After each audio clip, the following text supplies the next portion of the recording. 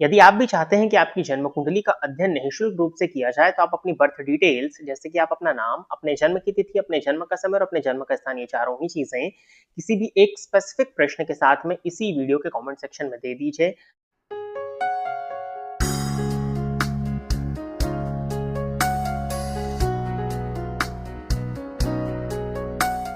नमस्कार, स्वागत है आपका प्रोफेशनल एस्ट्रोलॉजी पर। मैं यशराज तिवारी आज आप सभी के सम्मुख उपस्थित हुआ हूं, आप सभी दर्शकों की जन्म कुंडली का निःशुल्क अध्ययन करने के लिए। निःशुल्क जन्म कुंडली अध्ययन की सीरीज में आज तक 221 कार्यक्रम बन चुके हैं और इस सीरीज के माध्यम से आज तक 1066 लोगों की जन्म कुंडली का अध्ययन निःशुल्क रूप से किया जा चुका है। आज की सीरीज का जो कार्यक्रम होने वाला है, ये 222वें नंबर का कार्यक्रम होने वाला है। साथ ही साथ आज के इस कार्यक्रम की जो पहली जन्म कुंडली होगी, ये 1067वें नंबर की जन्म कुंडली होने वाली है। यदि आप इस कार्यक्रम को देखते हैं और इस कार्यक्रम के माध्यम से आपका कुछ भी लाभ होता है, तो आप इस वीडियो को लाइक करें, साथ ही साथ इस चैनल को सब्सक्राइब करें, ताकि इन फ्यूचर जो भी कंटेंट मेरे द्वारा इस चैनल पर अपलोड किया जाता है, उसका नोटिफिकेशन आपको मिलता रहे। यदि इस कार्यक्रम के माध्यम से आपका कुछ भी लाभ होता है, तो आप इस वीडियो को ज्यादा से ज्यादा लोगों के साथ में शेयर करें, ताकि और भी लोगों का लाभ हो और उसका माध्यम आप सभी दर्शक बने। यदि आप भी चाहते हैं कि आपकी जन्म कुंडली का अध्ययन निःशुल्क रूप से किया जाए, तो आप अपनी बर्थ डिटेल्स जैसे कि आप अपना नाम, अपने जन्म की तिथि, अपने जन्म का समय और अपने जन्म का स्थान, ये चारों ही चीजें किसी भी एक स्पेसिफिक प्रश्न के साथ में इसी वीडियो के कमेंट सेक्शन में दे दीजिए।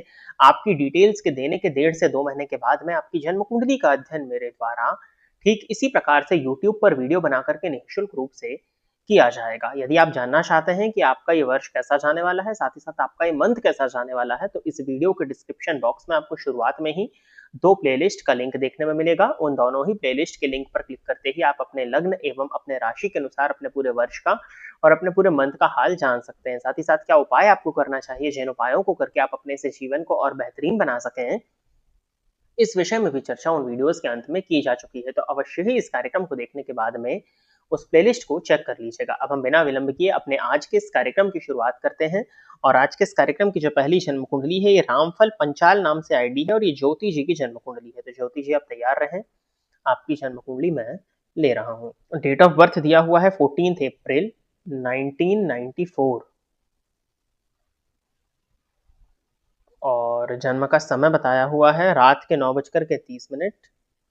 जन्म स्थान है दिल्ली।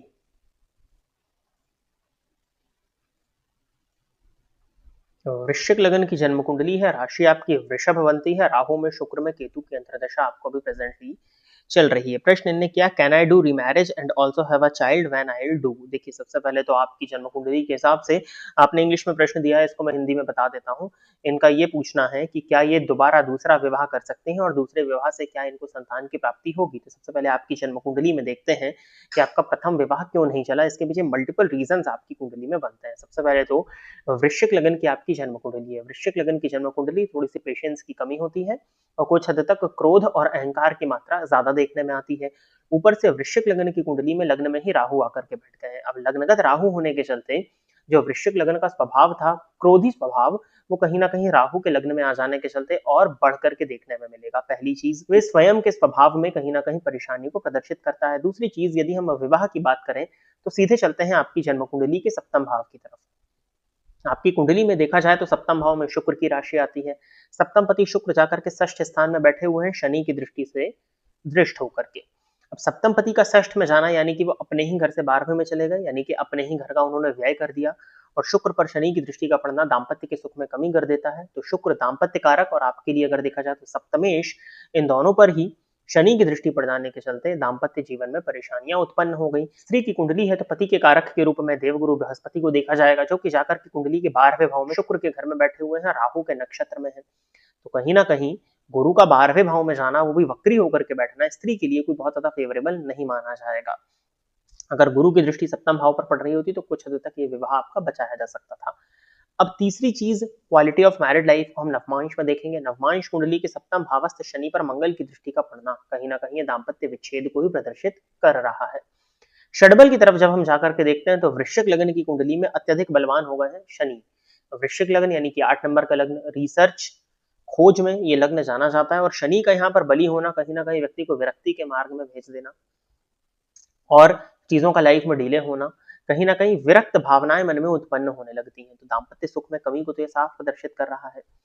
अब यदि हम दूसरे विवाह की बात करते हैं तो आपकी कुंडली में देखा जाए तो 9th हाउस के लॉर्ड चंद्रमा सप्तम भाव में उच्च राशि में बैठे हैं, राहु की दृष्टि से वो भी दृष्ट है। फलतः कहीं ना कहीं दूसरा विवाह यदि आपका हो भी जाता है तो वहां भी कुछ हद तक परेशानी इसी तरह की आपको देखने में मिलने वाली है।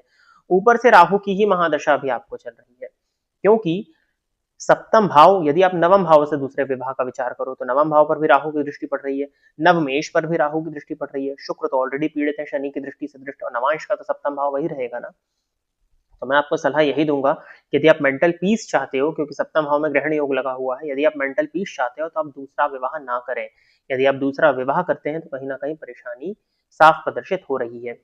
चतुर्थ भाव में अकेले शनि है, हालांकि बुढ़ापा ये कष्टप्रद प्रदर्शित करते हैं, गुरु की दृष्टि से दृष्ट है तो कुछ हद तक इसमें कमी आनी चाहिए, परंतु यदि आप दूसरा विवाह भी कर लेते हो तो वहीं पर दाम्पत्य में परेशानियां दिख रही हैं। तो विवाह करने के बाद भी हम ये नहीं कह सकते कि वृद्धावस्था बहुत ज्यादा अच्छी हो, क्योंकि शनि चतुर्थ में बैठे हैं, वो कहीं ना कहीं और डिस्टर्ब हो जाएगी।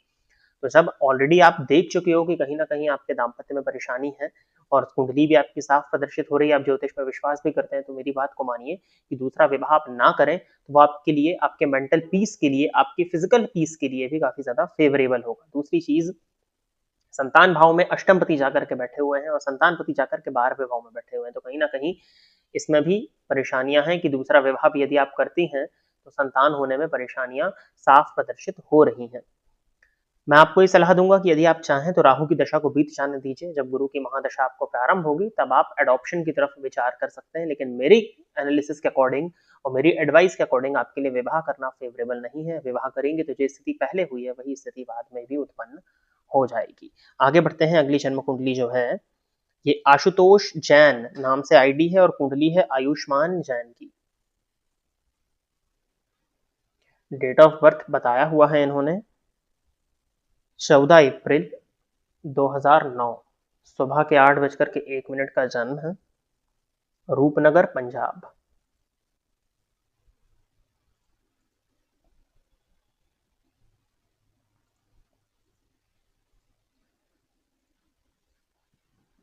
तो वृषभ लग्न की कुंडली है, राशि बनती है वृश्चिक, केतु की दशा में बुध का अंतर है, शुक्र की दशा प्रारंभ होने वाली है।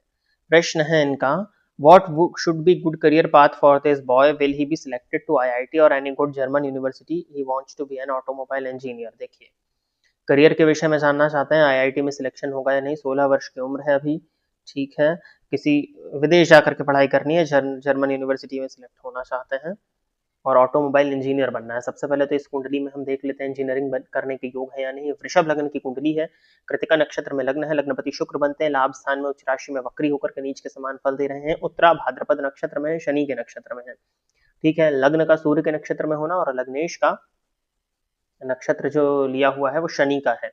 दशम भावगत मंगल है, शनि की दृष्टि से दृष्ट है, शनि मंगल का संबंध बन रहा है दशम भाव से, ठीक है। चलित कुंडली में जाकर के यदि देखा जाए तो ये संबंध लाभ स्थान से बन रहा है। इंजीनियरिंग के तो योग बनते हैं और इंजीनियरिंग कर लेना चाहिए इनको, इंजीनियरिंग में अच्छी सफलताएं मिल जाएंगी। स्वदेशपति विदेश में है, विदेशपति दशम में है, परमानेंट विदेशपति नवम में है, बिल्कुल विदेश जाकर के ही पढ़ाई करें, विदेश में ही सफलताएं देखने में मिलेंगी, ये भी कुंडली क्लियर बता रही है। अब आईआईटी में सिलेक्शन होगा या नहीं होगा, यहां पर थोड़ा सा डाउट है, ठीक है। आईआईटी या फिर किसी गुड जर्मन यूनिवर्सिटी की बात करें तो देखिए, शुक्र की महादशा अक्टूबर के बाद में शुरू होगी, तो विदेश की यूनिवर्सिटी में सिलेक्शन की तो पॉसिबिलिटीज है, लेकिन जब हम आईआईटी की बात करते हैं ना, तो वहां पर कहीं ना कहीं आपकी प्रिपरेशन बहुत अच्छी होनी चाहिए, और केतु की महादशा बता रही है, वृश्चिक राशि शनि राशि से पंचम भी चल रहे हैं अभी, कि प्रिपरेशन बहुत ज्यादा फेवरेबल तो नहीं है या बहुत ज्यादा अच्छी नहीं है। गुरु की दृष्टि पंचम पर है लेकिन षडबल में वो वीक है, तो कहीं ना कहीं प्रिपरेशन थोड़ी सी कमजोर दिख रही है, तो आईआईटी की पॉसिबिलिटीज तो कम है, लेकिन शुक्र की महादशा चालू होगी तो मुझे ऐसा लगता है कि जर्मन यूनिवर्सिटी में सिलेक्शन की पॉसिबिलिटीज अच्छी बनती हैं। इंजीनियरिंग इनको कराइए, इंजीनियरिंग के बाद में विदेश में ही नौकरी इत्यादि लग जाए तो वो ज्यादा फेवरेबल मुझे दिखता है। और यदि अभी समय बचा है, क्योंकि अभी उम्र उतनी हुई नहीं है कि जो मेंस का एग्जाम होता है उस तक पहुंचे, तो अभी अगर साल 2 साल बचे हुए हैं तो प्रिपरेशन पूरी कर लें। प्रिपरेशन यदि अच्छी हो जाती है तो आईआईटी तो नहीं, लेकिन उसके नीचे के जो अच्छे कॉलेजेस होते हैं, एनआईटी लेवल का सोच सकते हैं, या उसके नीचे जाना हो तो जो प्राइवेट अच्छे कॉलेजेस हैं, जैसे आप जर्मन यूनिवर्सिटी इत्यादि की बात कर रहे हो, तो इनके लिए आप प्रयास करें, इनके लिए पॉसिबिलिटीज बनती हैं। और इंजीनियरिंग के क्षेत्र में नो डाउट बहुत अच्छा करियर होने वाला है, बट सबसे बड़ी चीज यही है कि जो प्रिपरेशन है एंट्रेंस एग्जामिनेशन के लिए वो अच्छे से हो जाए। यदि वो अच्छे से हो जाती तो कोई दिक्कत नहीं है। गणेश जी का मंत्र इनसे बोलिए स्वयं से ओम गंग गणपतये नमः नित्य 7 माला जाप करें। साथ ही साथ बुधवार के बुधवार मछलियों को कुछ खाने को यदि देते हैं तो वो ज्यादा फेवरेबल होगा। आगे बढ़ जाते हैं। अगली जन्म कुंडली जो है ये है सर्वेश कुमार, 4 मई 1967, सुबह के 7:15 का जन्म है, बरेली उत्तर प्रदेश।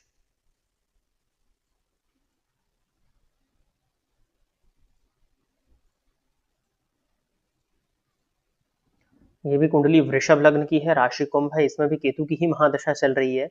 लग्नपति शुक्र लग्न में बैठ करके शनि की दृष्टि से दृष्ट है। प्रश्न इन्होंने किया है भविष्य कैसा है। देखिए भविष्य कैसा है, अब अभी तक तो आप अपना जीवन देखते ही वही आए होंगे कि किस तरह का जीवन है आपका। लाइफ में सभी चीजें बहुत ज्यादा विलंबित गति से मिलती हैं, परंतु मिल जाती हैं। जीवन काल में लग्जरीज इत्यादि होनी चाहिए। 60 वर्ष के जब आप होंगे, जुलाई 2027 के बाद में आपको शुक्र की महादशा प्रारंभ हो रही है।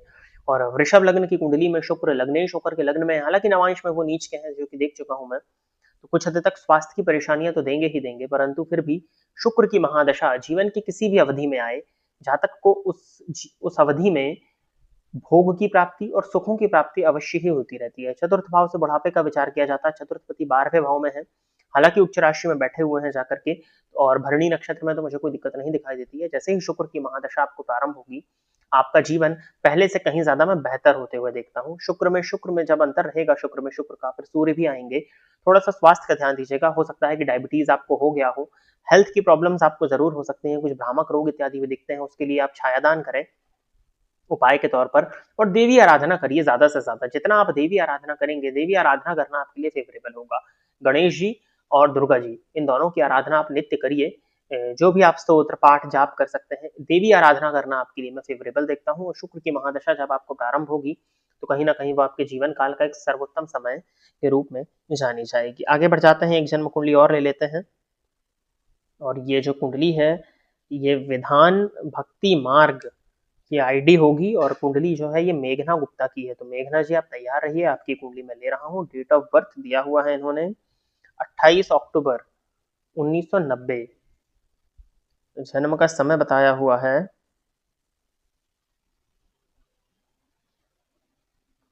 इन्होंने लिखा कि टाइम नहीं पता है। मैं अपनी सरकारी नौकरी के बारे में जानना चाहती थी कि जब समय नहीं पता है तो कैसे बताऊं मैं आपको। चंद्र कुंडली का अध्ययन आपके केस में किया जा सकता है, क्योंकि अब आपकी कुंडली आ गई है तो इसको छोड़ेंगे नहीं, और चंद्र कुंडली का ही अध्ययन मैं करूंगा आपके लिए फर्रुखाबाद। लेकिन मैं आपको कोई टाइम पीरियड नहीं प्रोडिक्ट कर पाऊंगा, क्योंकि आपका जब जन्म का समय ही डिसाइडेड नहीं है तो मैं आपको कैसे किसी चीज का समय दे सकता हूँ। ठीक है, तो मकर राशि आपकी बनती है वर्तमान समय में। अब 7:30 से अब आप मुक्त हो चुकी हैं, और चंद्र और राहु साथ है, फलतः मानसिक अशांति तो आपको आजीवन रहने वाली है, आपने नोटिस भी कर लिया होगा। और चंद्र कुंडली के आधार पर यदि देखते हैं तो आपका नक्षत्र जो है वो धनिष्ठा है, तो मंगल के नक्षत्र में आपने जन्म लिया है। ये चीज चलिए फिर भी फेवरेबल मान लेते हैं हम। इनको सरकारी नौकरी के बारे में जानना है कि कब लगेगी, तो कब लगेगी कैसे बता सकता हूँ मैं, आप खुद ही सोचिए। ये जो भी लोग ज्योतिष में दिलचस्पी रखते हैं, जब आप जन्म कुंडली का निर्माण करते हैं तो आपका जन्म का समय इतना मायने क्यों रखता है। जन्म का समय मायने इसलिए रखता है क्योंकि जन्म के समय से लग्न निर्धारित होता है, और चंद्रमा एक दिन में लगभग 12 से 15 डिग्री की दूरी को तय कर लेता है, और चंद्रमा की डिग्री बदलने के आधार पर जो अंतरदशाएं होती हैं वो परिवर्तित होती हैं। यदि जन्म का समय मैं 12 बजे रखता हूं, तो उदाहरण के तौर पर यदि हम देखें कि राहु में शुक्र की अंतरदशा आ रही है, और यदि मैं जन्म के समय को 12:30 कर देता हूं, तो पॉसिबिलिटीज है कि राहु में शुक्र में सूर्य या राहु में शुक्र में चंद्रमा आ जाए। तो ये कितना 6-8 महीने का वेरिएशन हो गया ना आपकी जन्म कुंडली में, आधे घंटे का परिवर्तन करने से दशाओं में इतना लंबा वेरिएशन हो गया। ये ऊपर और नीचे होता रहता है, ये मौसम के अकॉर्डिंग होता है, वो डीप कॉन्सेप्ट है एस्ट्रोलॉजी का। तो जब तक आपको आपके जन्म का समय नहीं पता होगा तो मैं आपको आप कैसे बता सकता हूँ। चंद्र कुंडली तो मैंने बना ली क्योंकि आपकी लास्ट कुंडली थी और वो आ गई थी, नहीं तो इसको तो हटा ही दिया जाता। बहुत दिनों से तैयारी कर रहे हैं इन्होंने पूछा है।